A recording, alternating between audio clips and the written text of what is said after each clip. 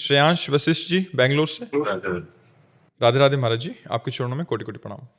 गुरुदेव भगवान, हमारे द्वारा किए गए ऐसे कर्म जिनके पीछे महाराज जी शायद कहना चाहते हैं कि कभी कभी तो चलता है, जैसे होली दिवाली आदि पे कुछ सुख बुद्धि से किया हुआ निर्णय, ये कह रहे हैं कि चलनी में गैया दूहे के समान ही है। क्या ऐसे कर्म हमारा सारा भजन क्षीण कर देते हैं? गलती तो गलती है। आप जब कानून में गलत करोगे, पुलिस पकड़ेगी, तो आप ये कहोगे क्या कि कभी कभी होली दिवाली हम गलती कर लेते हैं, छोड़ दीजिए? डंडा चलेगा और आपको जेल भेजा जाएगा। तो अवश्य में वो भोक्तव्यम कृतम कर्म शुभाशुभम, कर्म को भोगना ही पड़ता है। जो हम शुभ या करेंगे, अशुभ या जो करेंगे, या निषेध या पुण्य, जैसे पाप और पुण्य, उसे शुभ अशुभ कहते हैं। तो हम चाहे हंसी मजाक में करें, हंसी मजाक में किसी बहन बेटी को छेड़ोगे तो आपको बख्शेगा क्या कानून? अगर वो कानून में शिकायत करती तो आप कहते हंसी मजाक में दीपावली होली कभी कभी ऐसा कर लेते हैं, तो पिटाई होगी आपकी, आपको सजा मिलेगी। ऐसे ही हर कर्म की सजा है। जो यहाँ सजा नहीं मिलेगी वो भगवान की तरफ से मिलेगी। पर जिस दिन रजिस्टर सामने पहुंचा उस दिन हो सकता है साल, 2 साल, 10 साल, 1 जन्म लग जाए, 1 जन्म भी लग सकता है, लेकिन जिस दिन खुलेगा तो ब्याज सहित तो कर्म भोगना पड़ेगा। अवश्य में भोक्तव्यम, अवश्य भोगना पड़ता है। अपने कर्म का किया हुआ फल भोगना ही पड़ता है। चाहे जहां भाग के चला जाए, कर्म वहीं उसको दंड दे देगा। तो इसलिए हमें लगता है कि कभी नहीं पाप करना चाहिए। कोशिश करें भगवान के चरणों का बल लेकर नाम जप करते हुए कि हमसे पाप हो ही ना, तो हमें आगे दुख भोगना ही नहीं पड़ेगा। पाप कर्म का ही फल दुख होता है, पुण्य कर्म का फल लौकिक सुख होता है, और भजन का फल पारलौकिक होता है, परम पद होता है। लोक परलोक सब जगह आनंद प्रदान कर दे, माया मुक्त कर दे, वो भजन का फल है जी। अरुण कुमार जी, राधे राधे गुरुजी। गुरुजी, अगर हमारे माता पिता गुरु मंत्र नहीं लिए तो क्या पुत्र अपनी पत्नी के साथ दीक्षा ले सकता है? हाँ हाँ, बिल्कुल बिल्कुल बिल्कुल। इससे थोड़ी माता पिता नारकी गतियों को जाए तो हम भी नारकी गतियों को जाए, नहीं। हम भजन करके माता पिता का भी मंगल करेंगे, हम उनके पुत्र हैं। हमारा अधिकार है कि हम भजन करके अपने माता पिता को भी, मान लो उनकी रुचि नहीं भजन में, अब पूर्व में भजन नहीं किया तो नहीं रुचि है, तो हमको भजन इतना करना है कि हमारे माता पिता का कल्याण हो जाए, क्योंकि हमारे माता पिता हैं। उनको इस लोक में भी सुख मिले और परलोक में सुख मिले, इसलिए दीक्षा लेकर अच्छे आचरण करके भजन करना चाहिए। जब हिरण्यकश्यप को भगवान ने मार डाला और प्रहलाद जी को गोद में उठाया, तो फिर प्रहलाद जी से कहा वरदान मांगो। तो उनका प्रभु ऐसे तो वरदान मांगने की बात कहना मानो परीक्षा लेना है। जिसके आप स्वामी हैं तो क्या वरदान मांगे, पर आपकी आज्ञा है तो वरदान मांगता हूं कि मेरे अंदर कोई कामना ही ना रहे। और फिर धीरे से कहा प्रभु मेरे मन में एक इच्छा है कि मेरा पिता आपसे द्रोह करता था, आपके ही कारण मेरे से द्रोह करता था, भक्त होने के कारण, तो उसकी तो दुर्गति पक्की है जो भगवान से द्रोह करे। तो क्या मेरे पिता की दुर्गति हुई होगी? तो भगवान ने कहा तुम्हारे जैसा पुत्र जिसके हो उस पिता को तो परम पद मिलेगा।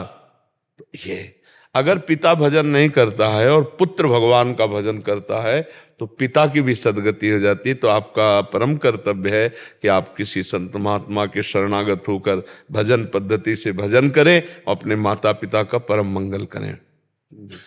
महाराज जी, एक और इनका प्रश्न है कि गुरुदेव, हमारे जीवन में केवल कुल गुरु ही होना चाहिए या हम किसी और गुरु से भी दीक्षा ले सकते हैं? क्योंकि नहीं, आप हमारे ये कुल गुरु भगवत प्राप्ति के लिए ये नहीं। कुल गुरु आदि तो पुरोहित कर्म के लिए है, कुल परंपरा वाला है, लेकिन कुल परंपरा मिटाकर परमात्मा की प्राप्ति करने के लिए तो संत महापुरुषों के सानिध्य की जरूरत है। हाँ, उसमें ये नहीं देखा जाता कि हमारे कुल के, जहाँ हमारा भाव बन गया गुरु साक्षात परब्रह्म, वहीं से हम नाम मंत्र लेकर भगवान की आराधना करते हैं। कुल गुरु आदि जो है परंपरा, वो एक पुरोहित पद है, कोई उससे भगवत प्राप्ति का लेना देना नहीं, उससे धर्म की पूर्ति के लिए है, धर्म की पूर्ति के लिए। जब कोई समस्या आई अपने कुल गुरु से प्रश्न उत्तर कर लिए, लेकिन भगवत प्राप्ति के लिए किसी महापुरुष का वर्ण करना चाहिए। वो कुल गुरु आदि की परंपरा में उतने में ही ना फंसे रहना चाहिए, हाँ आगे बढ़ना चाहिए। पवन सिंह जी, राधा वल्लभ श्री। राधा वल्लभ श्री हरिवंश महाराज जी, आपके चरणों में कोटि कोटि प्रणाम। महाराज जी, क्या पारिवारिक जनों को सही बात बताना गलत है? उनको नहीं, सही किसी दिशा को भी देना चाहिए? किसी को सही बात बता दे, लेकिन जो धर्म से नहीं चल रहे उनको सही बात अच्छी नहीं लगेगी, आपका विरोध करेंगे, आपकी निंदा करेंगे। पर अपने को बता देना चाहिए, वो माने चाहे ना माने। समझ रहे? जैसे वो धार्मिक थी हैं, लेकिन क्या होता है कि जैसे वो कुछ प्रपंच की बातें कर रहे हैं या फिर परनिंदा कर रहे हैं, तब उनको बोलते हैं ना तो वो फिर नाराज हो जाते हाँ, वही तो ये धर्म कौन सा है? कौन सा धर्म है जो दूसरे की निंदा करे, परपंच की बातें करे? तो अपने से छोटा भी यदि ज्ञान की बात कहे तो हाथ जोड़कर उसे स्वीकार करना चाहिए। देखो, अवस्था में सबसे छोटे से सुखदेव जी महाराज, वहाँ बड़े बड़े ब्रह्म ऋषि 10,000 वर्ष, 50,000 वर्ष के बैठे थे, लेकिन सुखदेव जी आए तो सब खड़े हो गए, क्योंकि ब्रह्म ज्ञान में वो बहुत श्रेष्ठ थे। तो ज्ञान में अवस्था नहीं देखी जाती। तो मान लो आपके बुजुर्ग जन हो या जो भी हो, अगर आप सही उनको उपदेश करते हैं कि पराई निंदा नहीं करनी चाहिए, जितनी देर प्रपंच की बात कर रहे हो उतनी देर भगवान का नाम जप करो, तो उनको बुरा लगेगा, क्योंकि वास्तविक वो धर्म में नहीं है। धर्म में रहने वाला कौन सा धर्म आदेश करता है किसकी निंदा करो? कौन सा धर्म कहता है समय व्यर्थ करो? सनातन धर्म के बहुत दिव्य लक्षण हैं, पीछे चर्चा हुई थी। तो भगवान के और धर्म के स्वरूप एक ही है। भगवान ही सनातन है और धर्म ही सनातन भगवान का स्वरूप है। तो ये लोग जो नहीं जानते हैं, तो उनको हम धर्मात्मा कैसे कह सकते हैं? क्या धर्म का लक्षण है? मतलब हम कह रहे हैं पुलिस की वर्दी पहन के चोरी करे तो, कि तुमको तो कानून पता है और फिर आप कानून के विरुद्ध आचरण कर रहे हो। तो दीक्षा लेकर के अगर दूसरे की निंदा करता है, प्रपंच की वार्ता करता है, तो क्या दीक्षा लिए हैं? क्या संत समागम है? हैं, लेके सो गए तो उनको उठाते हैं कि आप बैठ कर लीजिए, तो फिर नहीं, ये बात सो जाना एक अलग विषय है, शरीर की अस्वस्थता या शरीर की असमर्थता, लेकिन पराई निंदा करना या प्रपंच की बातें करना ये उचित नहीं है। पर हमको चाहिए कि उनका प्रति पूज्य भाव हम हृदय में रखें, और फिर अगर हम कह देते हो नहीं मानते तो हमें दुखी नहीं होना। वो हमको गाली देते हैं तो हमें दुखी नहीं होना। हमको अपने धर्म पे रहना है, उनका भी मंगल करना है और अपना भी मंगल करना है। ठीक है? अगर हम उनकी छोटी छोटी बातों में नाराज होना शुरू कर दिए तो हमारी भक्ति बाधित हो जाएगी। फिर जो वो दोष कर रहे हैं वही हम करने लगेंगे, कि हम अपने माता पिता या पूज्य जनों की निंदा करने लगेंगे, तो बात तो फिर हमारी गड़बड़ हो गई ना। इसलिए सावधान, उनके प्रति भी भगवत भाव रखते हुए नाम जप करो। आवश्यक होने पर बोल दो, लेकिन ऐसे बोलो कि आपका वो अपमान करें तो आपको दुख न पहुंचे, वो आपकी अवहेलना निंदा करें तो आपको दुख न पहुंचे। पवन जी फतेहपुर से। राधे राधे। राधे राधे महाराज जी। महाराज जी, मेरा प्रश्न है कि क्या अपने स्वर्गीय माता पिता की घर में तस्वीर लगाकर पूजा अर्चना करना सही है या गलत? उनकी प्रतिमा के सामने दीपक जलाना, सुबह शाम पूजा करना सही? हाँ, उनमें भगवत भाव कर ले कि भगवान मेरे माता पिता के रूप में तो भगवान पहले भी थे, अब भी हैं, आगे भी रहेंगे। भगवान ये सब रूपों में हैं, तो मेरे माता पिता के रूप में भी भगवान आए थे। तो हम भगवत भाव करके यदि छवि लगा लें, देखो गुरु की भगवत भाव करके छवि लगाते हैं ना, तो माता पिता की भी भगवत भाव से लगा लें और आराधना करें, तो भगवान जो सर्वत्र हैं तो उस छवि में भी है ना, तो भगवान की आराधना हो जाती है। और माता पिता के प्रति हमारा जो ममत्व है वो पवित्र हो जाता है जब हम उनमें भगवान देखते हैं। भगवान की भावना करने से ही, क्योंकि माता पिता का शरीर जो हम माता पिता मान रहे थे वो तो थे नहीं, अंदर जो था वो परमात्मा ही था। तो आज भी छवि रूप में वैसी शरीर का है, लेकिन इसमें अंदर में परमात्मा विराजमान है। तो भगवान की भावना करके उनको विराजमान करके आरती पूजा नाम जप मंत्र जो भी करें वो सब बढ़िया हो जाएगा, पर भगवत भावना से। हाँ भगवान। महाराज जी, मेरे पुत्र का नाम मेरी स्वर्गीय माता जी ने नारायण रखा था। अगर हम उसका नाम जप भी बुलाते हैं तो क्या वो नाम जप के में अंतर्गत आएगा? आएगा, भाव तो रहता नहीं। आएगा, आएगा। भगवान का नाम भाव कुभाव अनख आलसहु, नाम जपत मंगल दिशि दशहु।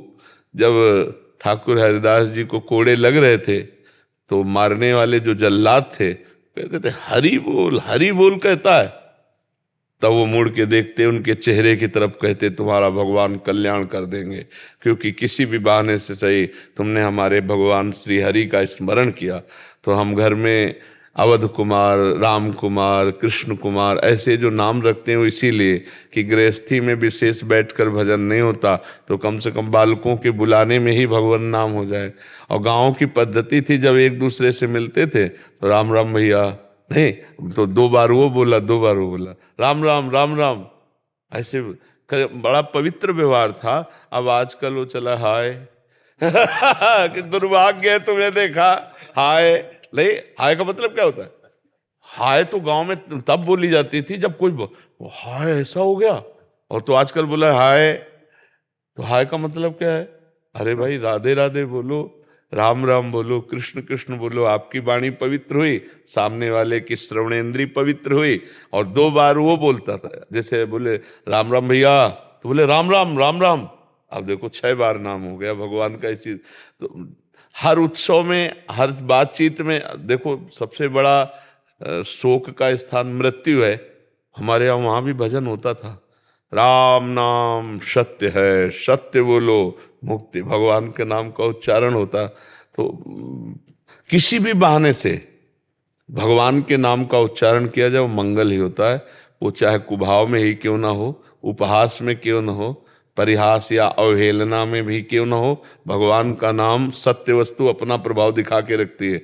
जैसे अग्नि में जलाने की दाहिका शक्ति है, तो आप प्यार से छुओ तो जला देगी, कुभाव से गुस्सा से छुओ तो भी जला देगी, कोई भूल से छुआ दे तो उसमें दाहिका शक्ति वो जला देगी। जैसे विष में मारण शक्ति है, प्यार से पियो तो मरोगे, अश्रद्धा से पियो तो मरोगे, कोई पिला दे भूल से तो मरोगे, क्योंकि उसमें मारण शक्ति है। ऐसे ही नाम में तारण शक्ति है।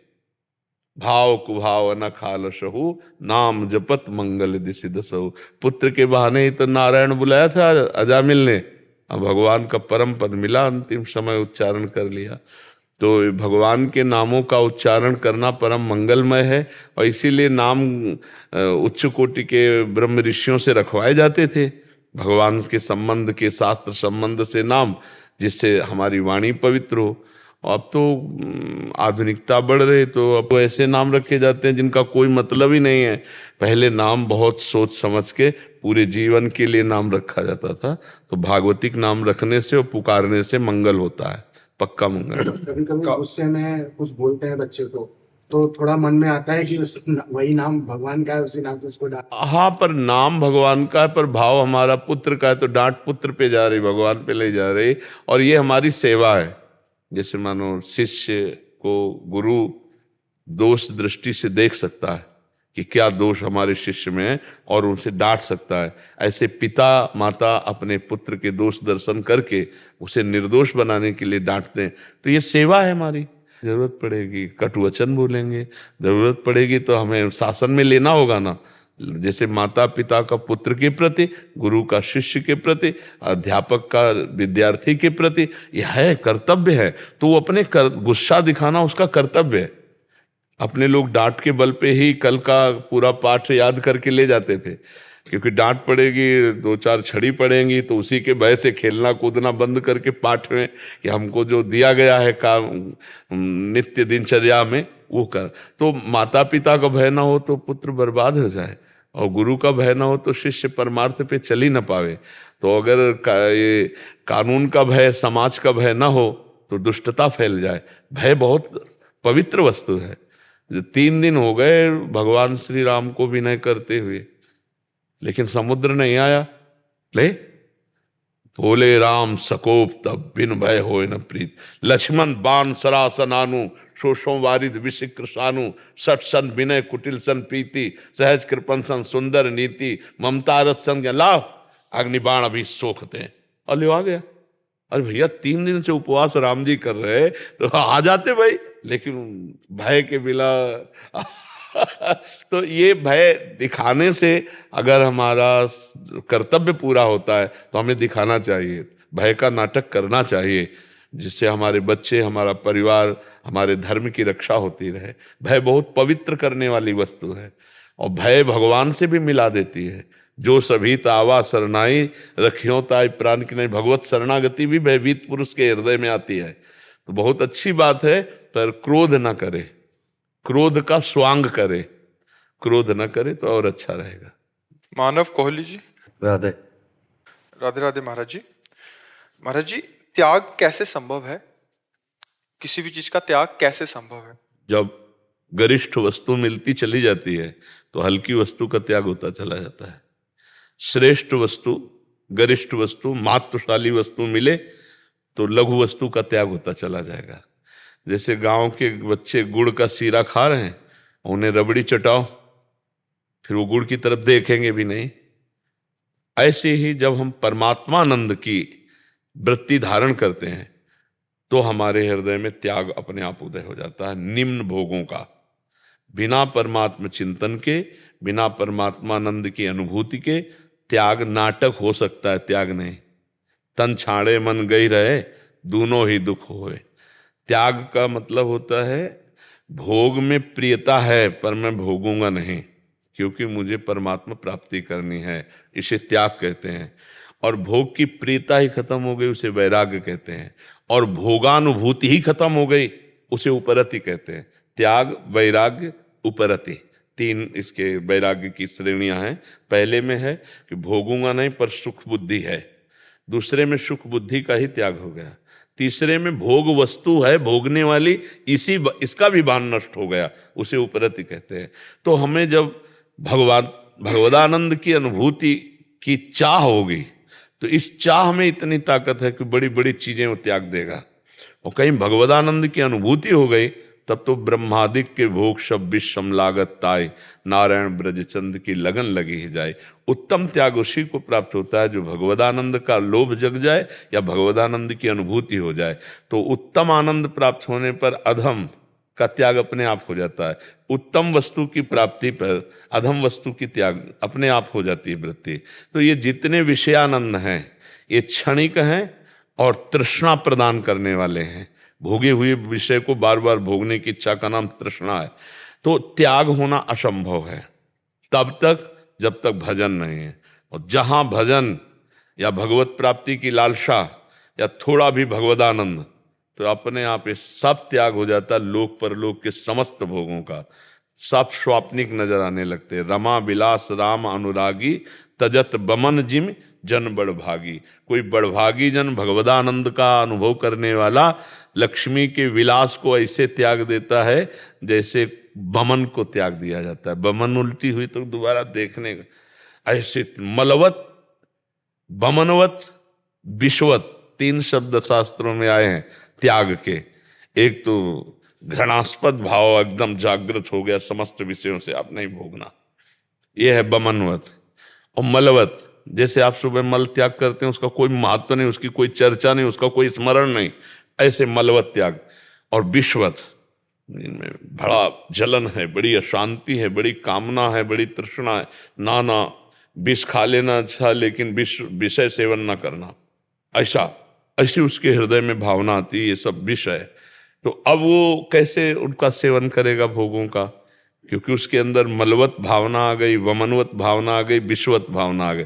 ये कब आई? भगवदानंद से। बिना भगवदानंद के नौटंकी नाटक हो सकता है, त्याग नहीं हो सकता है। असली त्याग का स्वरूप है विषय की उपस्थिति में भी विषय भोगने की इच्छा ना होना। हर सुख सुविधा, लेकिन हृदय उदास है भगवान के चरणारविंद के लिए।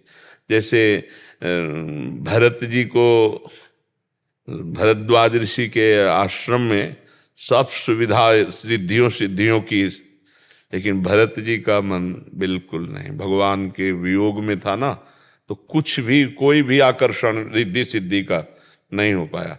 भगवदानंद की एक विरह में भी अनुभूति होती है। जैसे हम भगवान से मिलना चाहते हैं तो बार बार भगवान के सामने झांकी होगी और हमारा रोना होगा, कब मिलोगे। यद्यपि वो देख रहा है भाव में, क्योंकि जी नहीं सकता, वो जी नहीं सकता। जैसे मछली जल के बिना नहीं जी सकती, ऐसे ही भगवान का भक्त भगवत स्मृति और भगवत तन्मयता के बिना जी नहीं सकता। तद स्मरणेन परम व्याकुलते थे।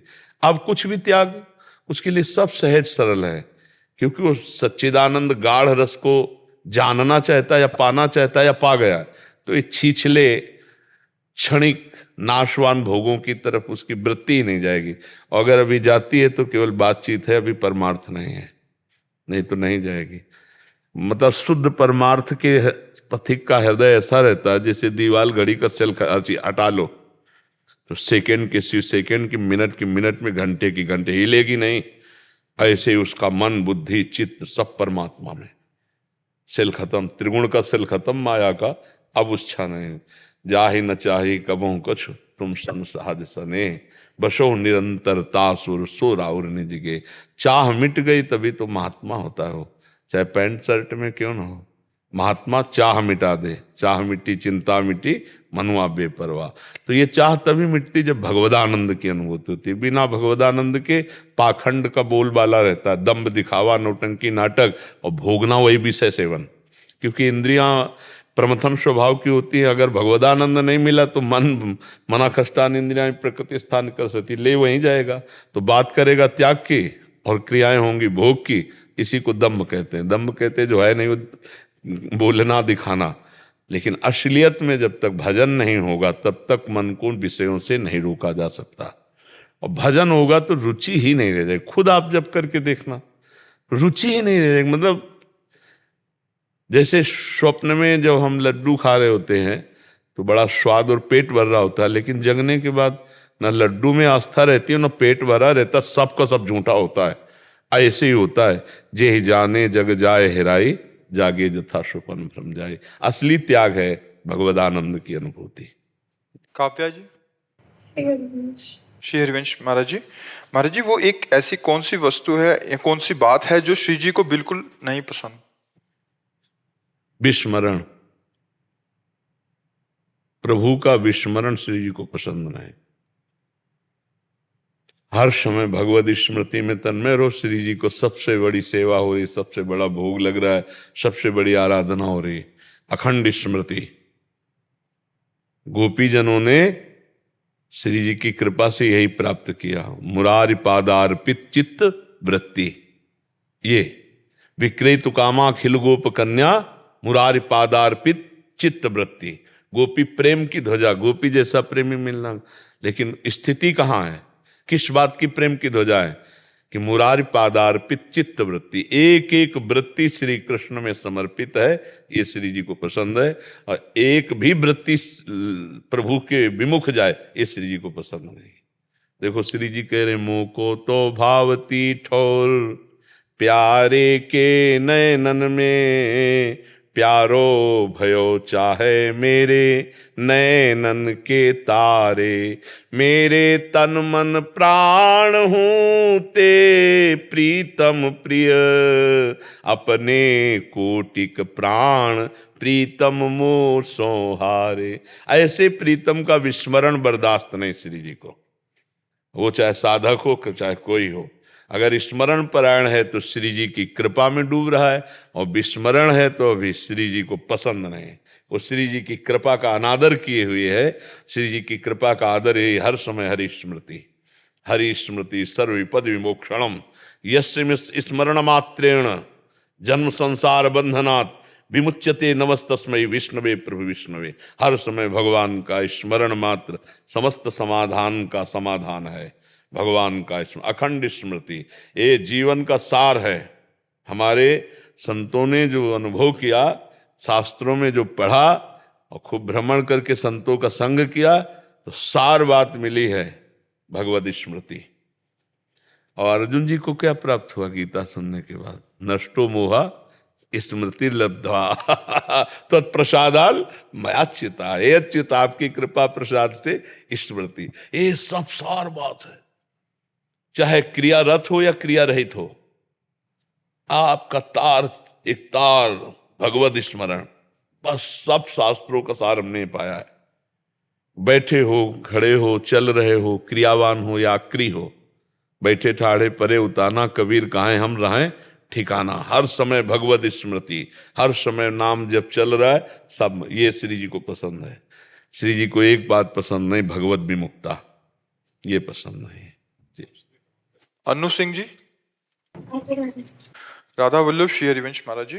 महाराज जी आपके चरणों में कोटि कोटि प्रणाम। महाराज जी आपकी कृपा से मेरे जीवन का एकमात्र उद्देश्य भगवत प्राप्ति है। गुरुदेव आपके श्रीमुख से सुना था कि आपको किसी ऐसे महापुरुष के दर्शन हुए थे जिनसे आपने पूछा था कि कृष्ण को कैसे पा सकते हैं, और उन महापुरुष जी ने आपको बोला था कि जब आप कृष्ण हो जाओगे तभी कृष्ण को पाओगे। हाँ। गुरुदेव इसका क्या तात्पर्य है? नया साधक इसको कुछ देर तो हम भी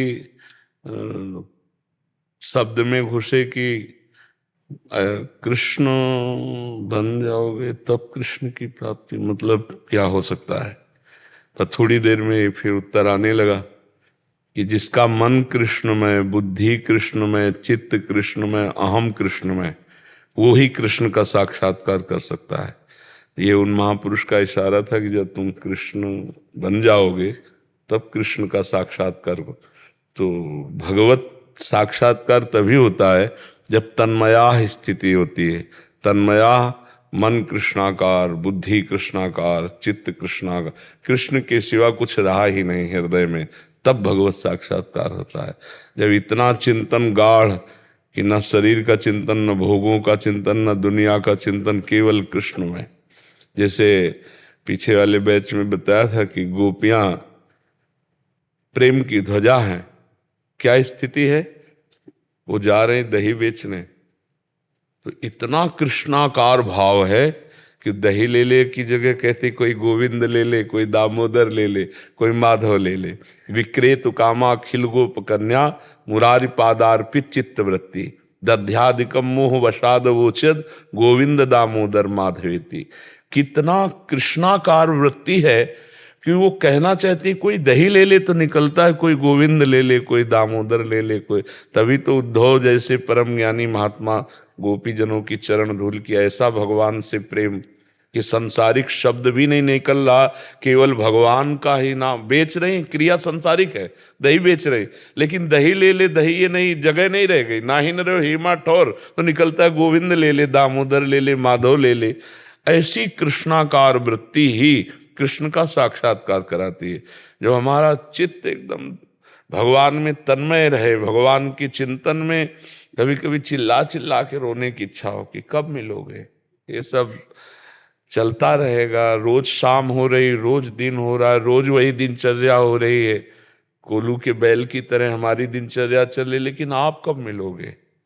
आप कब मिलोगे? प्रभु के लिए व्याकुलता, प्रभु के लिए तन्मयता कि हम सब कुछ भूल जाए, मैं कौन हूँ, कहाँ हूँ, कैसा हूँ, एकमात्र कृष्णाकार वृत्ति, तब भगवत साक्षात्कार होता है। ब्रह्म नहीं, माया नहीं, नहीं जीव नहीं काल, अपनी हूँ शुद्ध ना रही, एक रहे नंदलाल। एक भगवान मात्र ध्यान में है तो भगवान की प्राप्ति हो गई। जब तक भगवान में तन्मयता नहीं होती तब तक भगवत साक्षात्कार नहीं होता है। शशांक शुक्ला जी, राधे राधे। राधे राधे महाराज जी। महाराज जी मैं आपका प्रवचन और भगवत प्राप्ति के लिए आपके द्वारा बताए गए मार्ग पर प्रतिदिन प्रतिपल चलने का प्रयास करता हूँ। इससे मुझे बहुत बदलाव भी आए हैं।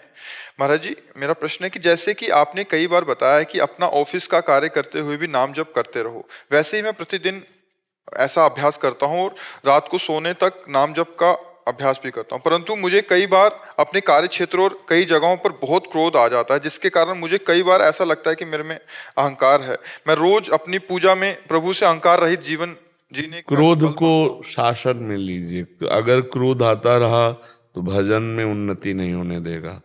ये क्रोध आता ही है कामना में अपूर्ति होने पर। कामना में अपूर्ति हुई तो क्रोध आ जाएगा। कामा संजायते क्रोधा, क्रोधा स्मृति विभ्रमा, स्मृति भ्रंशात बुद्धिनाशो, बुद्धिनाशात प्रणश्यति। प्रणश्यति माने सर्वनाश। क्रोध सर्वनाश कर देता है। इसलिए हमें जब गुस्सा का समय आवे तो नाटक गुस्सा का जरूर करना पड़ता है। जैसे आप ऑफिस में हो, आप अपने नीचे काम कराना है, समय से काम नहीं कर रहे तो आपको क्रोध का नाटक करना होगा। क्रोध नहीं, बेटा है अब अनुकूल आचरण नहीं कर रहा धर्म के, तो क्रोध का एक नाटक करके तुम्हें पीटेंगे, तुम्हें डांटें, ऐसा। पर अंदर क्रोध का मतलब होता है जलन पैदा हो जाना और दुरुक्ति, गाली देने का मन होना और उसका अहित करना। ये क्रोध के लक्षण ना आने चाहिए। कटु वचन न निकले, शासन युक्त वचन हो, क्रोध का ड्रामा हो, हृदय शीतल हो, जरूरी है, कर लीजिए। क्योंकि कई ऐसे पद हैं जिनमें क्रोध करना ही पड़ता है। मतलब गुरु है, अपने शिष्य पर अगर क्रोध का नाटक नहीं करेगा तो सुधार ही नहीं होगा। वो गुस्सा आज के बाद अगर ऐसे से ऐसा हुआ तो फिर ऐसा, वो अंदर बिल्कुल राग द्वेष नहीं, कोई जलन नहीं, क्योंकि वो नाटक कर रहा है, भगवत सेवा कर रहा है।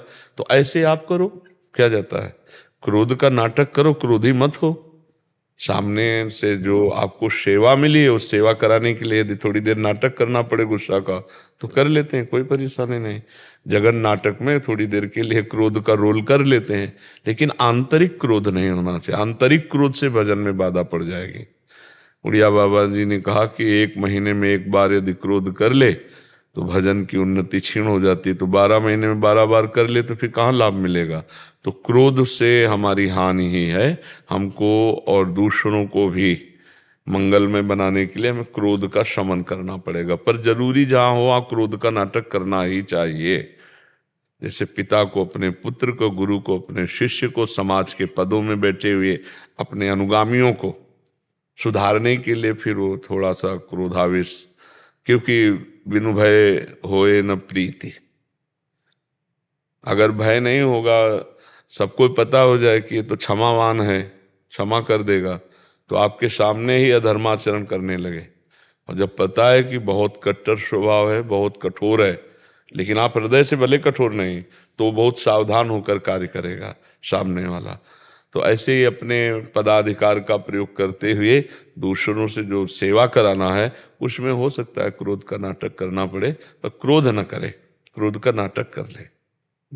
तो मेरे दादाजी ने अपने गुरुजी के लिए 2 लाइन कही थी, वो आपको अर्पित करना चाहता हूँ, अगर आप क्या बोलिए। हे मेरे गुरुदेव करुणा सिंधु करुणा कीजिए, हूँ अधम आधीन शरण अब शरण में लीजिए। खा रहा गोते हूँ मैं भव सिंधु के मझधार में, आसरा है दूसरा ना कोई अब संसार में। पाप बोझे से लदी नैया भंवर में जा रही, नाथ दौड़ो और बचा लो शीघ्र डूबी जा रही।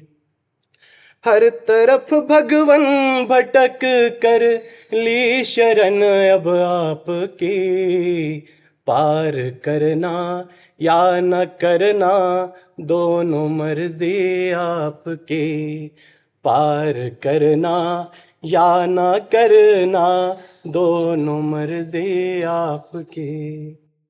इसमें भी हमको गले पड़े रहना है, गले पड़े रहना प्रभु के गले। जैसे अपना हाथ भी टूट जाए तो गले में ही बांधते ले, ऐसे गले पड़े हैं कि हम बुरे हैं या भले हैं, अब आपके हैं। नरक जाओ या उद्धार कर दो, वो आपके ऊपर है। अब आपके सिवा हमारा कोई गति नहीं। एक अनन्य भाव से जैसो तैसो रावरो आप। हे हरि मैं आपका, हे गुरुदेव मैं आपका। बस अंदर की बात है, अंदर से ले ले तो गुरु परब्रह्म है, व्यक्ति थोड़ी है, वो तो सबके हृदय में बैठा हुआ है, वो संभाल लेता है। आज शरणागति से बढ़कर कोई साधन नहीं है। गुरु की शरणागति, इष्ट की शरणागति एक ही बात है। गुरु भी हरि ही है, हरि ही गुरुदेव है। बंदो गुरुपद कंज कृपा सिंधु नर रूप हरि, महामोह तम पुंज जासु वचन रवि कर्ण कर। बस हमको बिल्कुल शरण में रहना है। बस जैसे हम एक नाविक पर विश्वास करके उसके नाव में बैठ जाते हैं, अगर हम बार बार उसको डिस्टर्ब करें, कहीं डुबो तो नहीं दोगे, कहीं वो कहेगा बैलेंस मत बिगाड़ो, आप उतर जाओ दूसरी नाव में बैठ जाओ। ऐसे अगर बिना बैलेंस बिगाड़े आप ऐसे बैठ गए ना कि प्रभु मैं किसी योग्य नहीं हूँ, मेरे में बल नहीं है, मेरे कभी गुण दोष देखकर मुझे उतारना मत, क्योंकि आपके सिवा और कोई है नहीं ठिकाना हमारे, आप ही हो, और पूर्ण भगवान के भरोसे हो जाए तो बच्चा पक्का पार हो गया। श्री हरिवंश प्रताप नाम नौका निज खेवक, भव सागर सुख तरत निकट हरिवंश सेवक। हम बस नाम न छोड़ें, नाम नौका है और पार करने वाले गुरुदेव भगवान है, बस निश्चिंत हो जाए। जितना प्रयास रहे उतना नाम जप करें, पापाचरण तो दूर की बात है। जब भगवत प्राप्ति के मार्ग में चल रहे तो पापाचरण क्यों करेंगे? और भगवान का भरोसा, इससे भगवत प्राप्ति हो जाती है। क्रियाओं का भरोसा नहीं है, भजन का भरोसा नहीं, करेंगे पर भरोसा आपका है। क्योंकि आज हमारा मन लग रहा है तो भजन कर रहे, कल मन ना लगा और फिर शरीर छूटा तो हमारी तो भगवत प्राप्ति रुक जाएगी। नहीं, हमारी भगवत प्राप्ति आपसे होगी, क्योंकि मैं आपकी शरण में हूँ। ये भजन साधन बने ना बने इसका कोई भरोसा नहीं, सब धोखेबाज हैं यहाँ, सब धोखेबाज हैं। नहीं है, मन प्रकृति का, बुद्धि प्रकृति की, और हम परमात्मा की तरफ चलना चाहते हैं, वो भोगों की तरफ ले जा रहे। क्या भरोसा है इन मन बुद्धि का?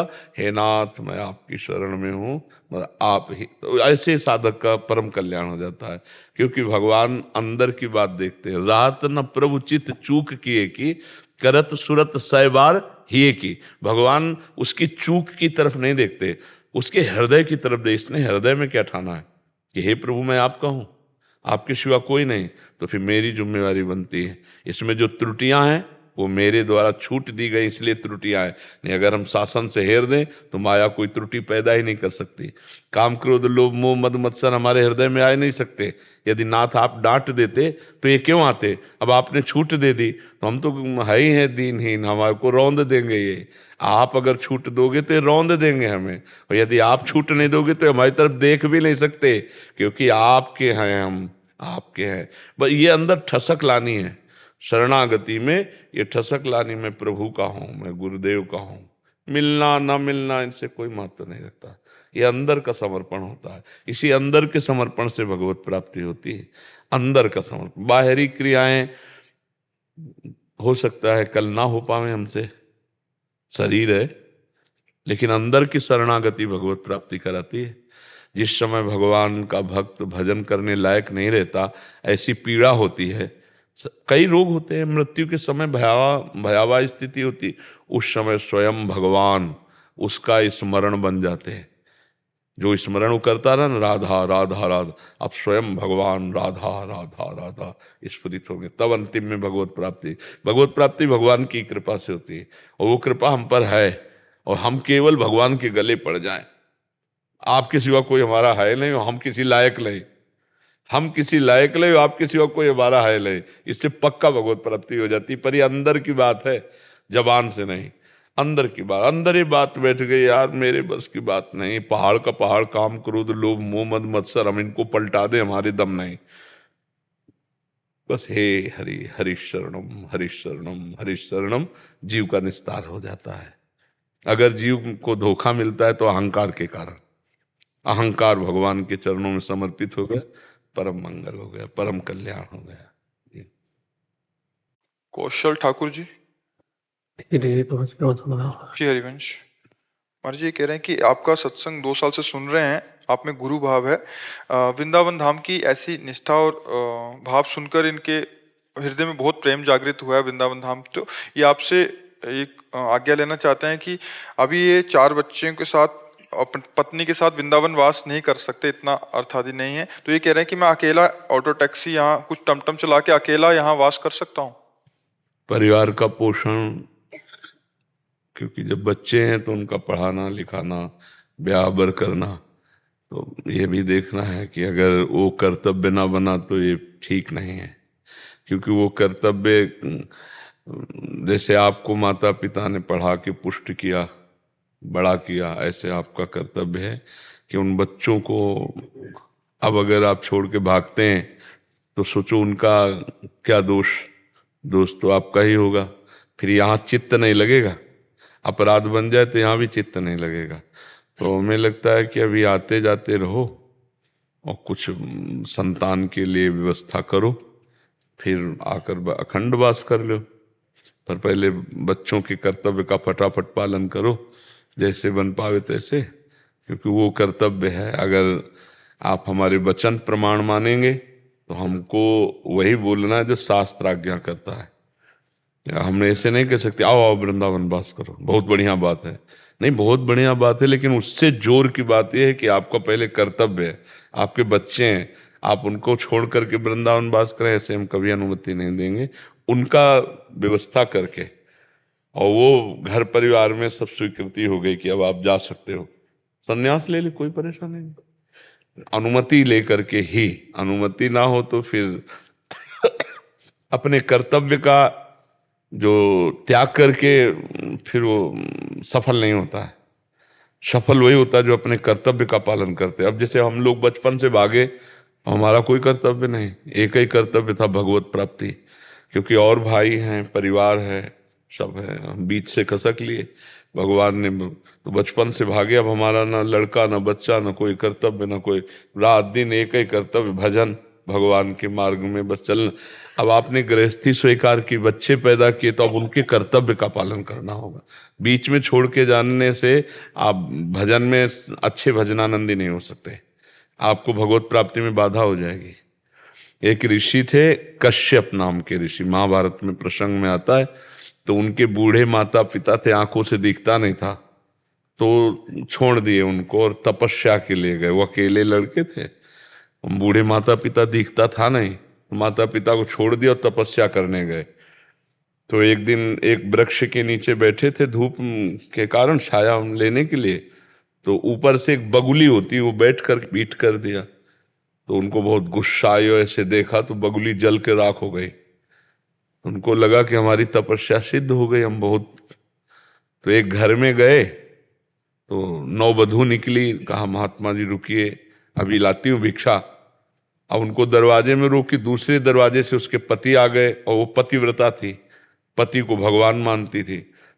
चरण धोए, पति को जलपान कराया, बैठाला, कहा भगवान आपके दरवाजे पर अतिथि खड़े, भिक्षा दे आए? हाँ हाँ हाँ बिल्कुल जाइए। अब जब गए तो उनको अहंकार था ही तपस्या का, तो उन्होंने कहा इतना समय कैसे लगा दिया?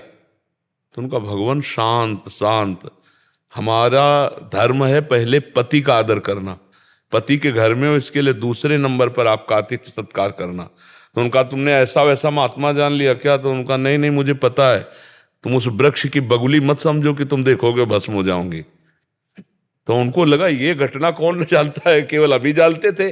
तो बोले आपको कैसे पता है? बोले मैं त्रिकालज्ञ हूँ, अपने पति को भगवान मानती हूँ और उनकी आराधना के प्रभाव से मैं पतिव्रता हूँ। त्रिकाल का ज्ञान है मुझे, भूत भविष्य वर्तमान तीनों काल का। अभी तुम बच्चे हो, तुम्हें अध्यात्म का ज्ञान नहीं है। जाओ अध्यात्म का ज्ञान प्राप्त करना हो तो कसाई पता बताया और कहा उनका नाम सदन कसाई, उनके पास जाओ, वो तुम्हें ज्ञान देंगे। महाभारत की कथा है। अब वो आश्चर्यचकित तो थे ही, उसकी बात मान करके वो उस स्थान पर गए तो वहां वो मांस काट के बेच रहे थे। कोई कहता है 1 किलो 2 किलो, तो ऐसे मांस काट के बेच रहे थे, ऊंट फड़क रहे थे, अर्थात नाम चल रहा था भगवान का। उन्होंने देखा इतने गंदे आदमी से बात करने के लिए भेजा, तो चल दिया। सोचने का रुको रुको, अमुक गांव की पतिव्रता ने भेजा है ना, बिना फोन के, पहले तो फोन था नहीं। तो उनका आप कैसे जान गए? बोले मैं त्रिकालज्ञ हूं। बोले सब त्रिकालज्ञ मिल रहे हैं, हम ही को केवल ज्ञान नहीं है। बोले आपको तीनों काल का ज्ञान कैसे हुआ? बोले रुको हम मांस सब जितना बेच लेते फिर आप चलते। तो मांस बेचा और गए। घर में बूढ़े माता पिता सिंहासन पर बैठे थे, उनको जाके साष्टांग प्रणाम किया और कहा मेरे कुल का धर्म है इसलिए मैं मांस बेचता हूँ, खाता नहीं हूँ। रात दिन अपने माता पिता को भगवान मानकर उनकी सेवा करता हूँ और नाम जप करता हूँ, इसके प्रभाव से मुझे ज्ञान है। जैसे वो अपने पति को भगवान मानकर बचती है और नाम जप करती है तो उसके प्रभाव से उसे त्रिकाल, मैं देख रहा हूँ तुम्हें कभी भी ये ज्ञान प्राप्त नहीं हो सकता। तो उनका क्यों? बोले तुम्हारे माता पिता अंधे हैं, तुम्हें जरूरत थी उनकी सेवा की, छोड़कर यहाँ तपस्या का ढोंग करोगे, कुछ हाथ नहीं लगना। जाओ पहले माता पिता का उद्धार करो, जा करके उनका शरीर पूरा हो तब तपस्या करना। तो ऐसे ही शास्त्र आज्ञा करता है, अपने अपने कर्तव्य। अब मान लो हमारा सत्संग सुन करके किसी का ब्याह हो गया हो और फिर वो वैराग्य उसको चढ़े कि भैया ये तो सब मिथ्या है, तो उस समय थोड़ी मिथ्या सोचा था जब पानी ग्रहण कर रहे थे। अब चुपचाप मन को मार कर उसके साथ रहो और भजन करो, अपने धर्म का पालन करे, है नहीं। अब जैसे वृंदावन की बात सुनी तो चलो वृंदावन सब छोड़ देते हैं, तो फिर पालन पोषण बच्चों का जो अधिकार है वो जरूर करना चाहिए। भगवान उसी के लिए अवतार भी लेते हैं। यही दृश्य दिखाने के लिए कि भगवान के लिए कोई कर्तव्य नहीं, फिर भी अपने कर्तव्य का पालन करते हैं। तो हमको चाहिए अपने कर्तव्य का पालन करना चाहिए। ठीक है। स्वाति जी, महाराष्ट्र। राधे राधे महाराज जी, चरण स्पर्श। महाराज जी, मेरा प्रश्न है कि भगवत प्राप्ति हेतु हम इस लोक में विभिन्न प्रकार के अच्छे कर्म करते हैं, जैसे भजन, कीर्तन, नाम जप इत्यादि। हमें इस लोक के बारे में तो पता है, हमें उस लोक जहाँ श्री जी का धाम है उसके बारे में कुछ भी पता नहीं है, जो हमें भगवत प्राप्ति को उपरांत मिलेगा। जो तो फिर जिस लोक के बारे में हमें कुछ पता ही नहीं है, उस लोक को प्राप्त करने हेतु हम इस लोक में कार्य और कर्म क्यों करते हैं? देखो, जैसे यहाँ हमको सब कुछ पता ना हो तो भी है ना, जेल भी है, फांसी भी है, सब कुछ है। तो दुखद या सुखद सब कुछ तो पता यहाँ भी नहीं है। आपको अपना पता है? किसका प्रश्न है? आपको अपना पता है आप कौन है? जी नहीं। तो भाई आप अपने से प्यार तो बहुत करते हैं, आप अपने विषय में ही सोचते हैं, आप अपने लिए ही जी रहे हैं, आप अपने लिए ही रिश्ता बनाए हैं, और आप कौन है आपको खुद पता नहीं। तो ना जान, ऐसा नहीं कहा जा सकता कि हम नहीं जानते हैं तो हम फिर प्यार क्यों करें, हम उसकी बात क्यों करें, हम उसके लिए कर्म क्यों करें। आप अपने को नहीं जानते लेकिन सब कुछ अपने लिए कर रहे हैं। आप अपने को स्त्री शरीर माने हुए हैं। ये 30-40 वर्ष पहले नहीं था, और हो सकता है 30-40 वर्ष बाद नहीं रहेगा, नष्ट हो जाएगा। तो कितना आप प्यार करते हैं शरीर को? आप अपने को तो जानते नहीं हैं, और शरीर को जितना जान पाई हैं वो नाशवान पांच भौतिक है, ये भी जानते हैं आप। तो फिर अनजाने में आप अपने को कितना प्यार करते हैं। तो अपना जो है असली, जिसके हम अंश है, तो अगर आप अनजाने हैं तो आपको अनजाने नहीं रहने दिया जा रहा। भगवान के पार्षद संत जन जो उनके रहस्य को जानते हैं, उनसे मिला दिया जाता है, उनसे वार्ता होती है। तो हमें ना दिखाई दे तो मतलब नहीं है कि उसका अस्तित्व तो नहीं है।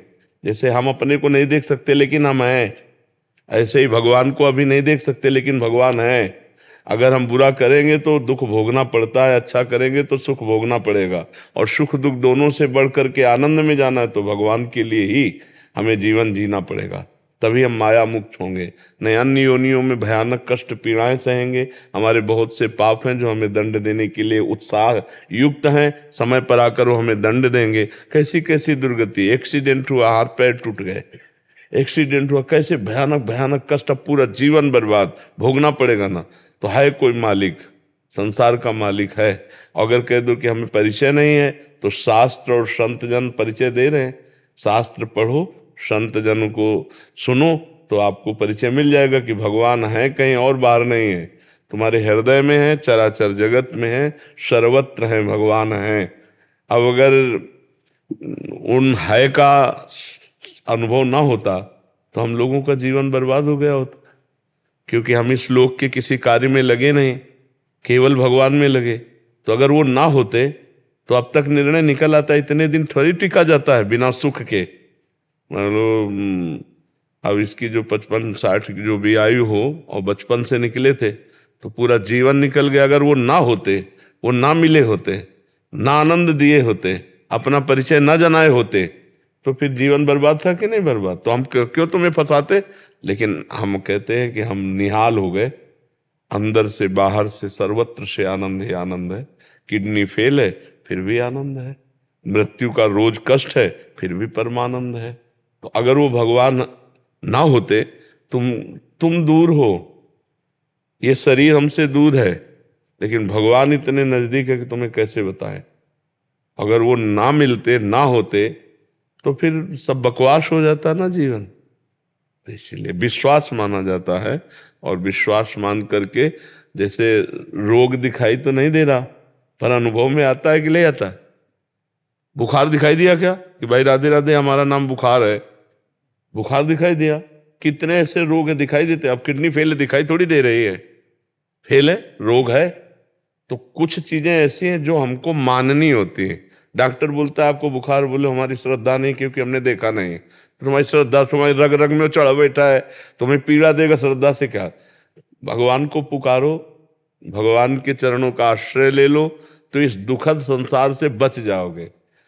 अब मानना पड़ेगा, मान करके ही जानना होता है, भगवान को मान के जानना होता है।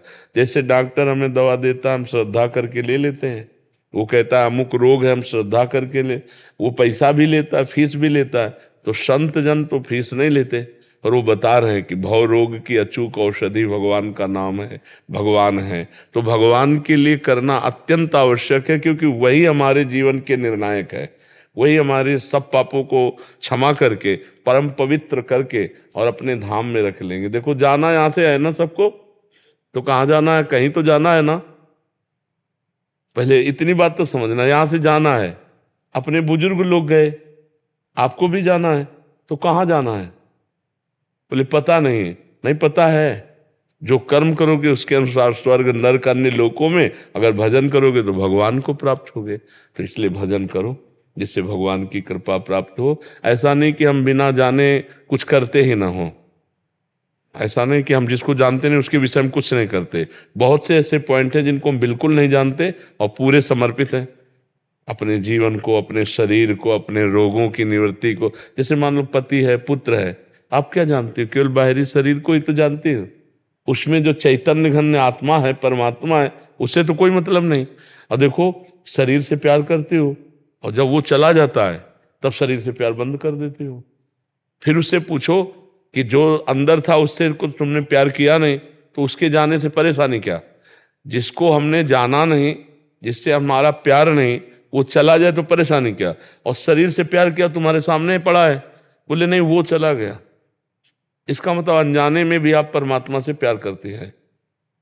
क्योंकि अब वही शरीर पति का या पुत्र का या रिश्ते नातेदारों का है, हम लोग नहीं प्यार करते, उसको जलवा देते हैं। नहीं जला, कोई भी हो जलवा देता है कि नहीं, कि शरीर को अब नष्ट कर दो। क्यों? बोले वो चले गए। कौन? उनसे तो परिचय नहीं था आपका, परिचय तो पांच भौतिक शरीर से था।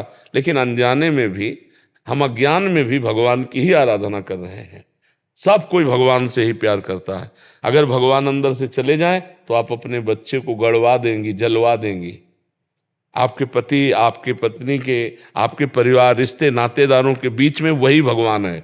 अगर वो हट जाए तो आप पैसा देकर शरीर जलवा देंगी कि भैया जल्दी से जल्दी शाम तक ये काम हो जाना चाहिए। क्यों? क्योंकि वो चला गया। वो कौन? बोले वो परमात्मा जो सबके अंदर बैठा है। तो अनजाने में हम उसी से हैं, उसी से प्यार कर रहे हैं। तो ये ना सोचे कि हम जिस लोग को जानते नहीं उस लोग के लिए हम क्या करें, ऐसा नहीं है। हमें जाना है, सबको जाना है, तो कहीं ना कहीं तो जाना है, और कोई ना कोई है जो हमको भेजेगा, व्यवस्था करेगा। तो वो व्यवस्था और भेजने की यहाँ के रुपए से तो होती नहीं है।